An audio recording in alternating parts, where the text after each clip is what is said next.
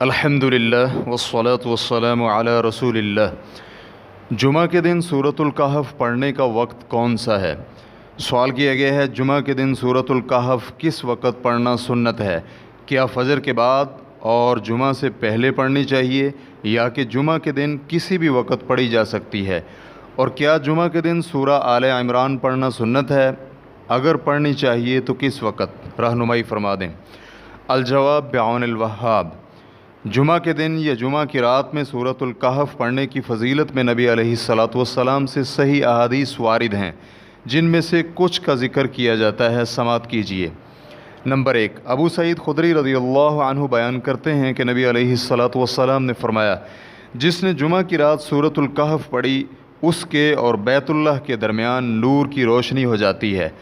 Reference کے لیے دیکھیے سنن دارمی حدیث نمبر 3407، اور علامہ البانی رحمہ اللہ نے صحیح الجامع حدیث نمبر 6471 میں اس حدیث کو صحیح قرار دیا ہے۔ نمبر 2، فرمان نبوی صلی اللہ علیہ وآلہ وسلم ہے، جس نے جمعہ کے دن سورةالکھف پڑھی اس کے لیے 2 جمعوں کے درمیان نور روشن ہو جاتا ہے۔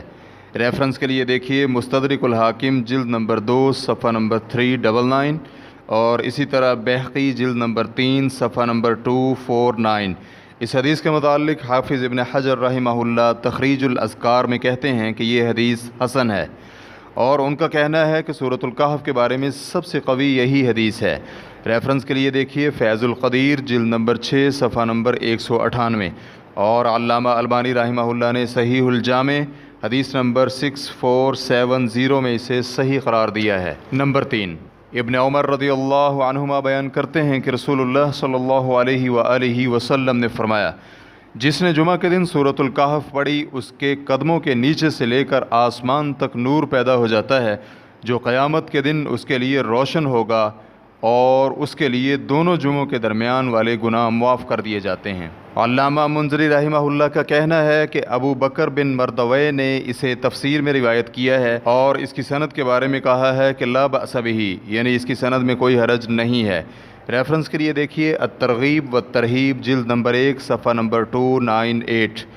سورةالکھف جمعہ کی رات یا پھر جمعہ کے دن پڑھنی چاہیے۔ جمعہ کی رات جمعرات کو مغرب سے شروع ہوتی ہے اور جمعہ کا دن غروب شمس کے وقت ختم ہو جاتا ہے، تو اس بنا پر سورةالکھف پڑھنے کا وقت جمعرات والے دن غروب شمس سے جمعہ والے دن غروب شمس تک ہوگا۔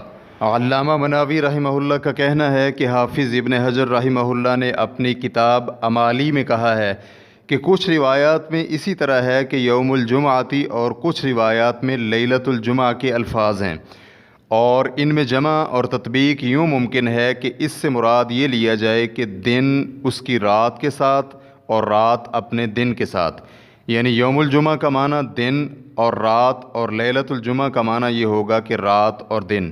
ریفرنس کے لیے دیکھیے فیض القدیر جلد نمبر 6 صفحہ نمبر 199۔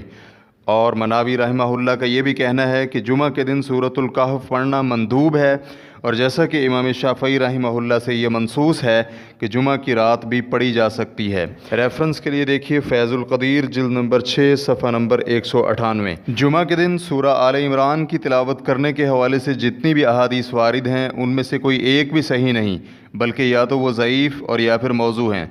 ابن عباس رضی اللہ عنہما بیان کرتے ہیں کہ نبی علیہ الصلاۃ نے فرمایا، جمعہ کے دن جس نے بھی سورہ آل عمران پڑھی اس پر اللہ اور اس کے فرشتے غروب شمس تک رحمتیں بھیجتے ہیں۔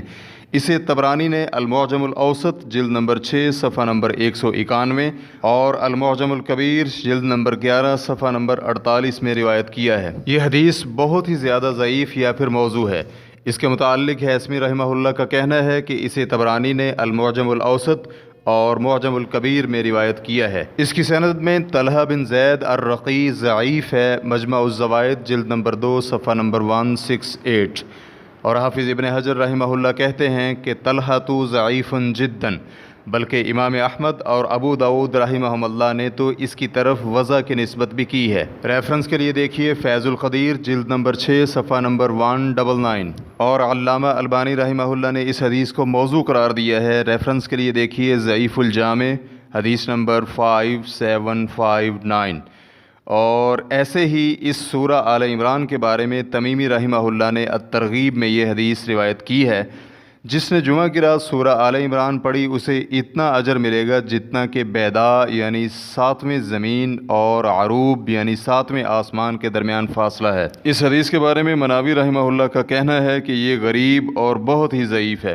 ریفرنس کے لیے دیکھیے فیض القدیر جلد نمبر 6 صفحہ نمبر 199۔ واللہ تعالی اعلم۔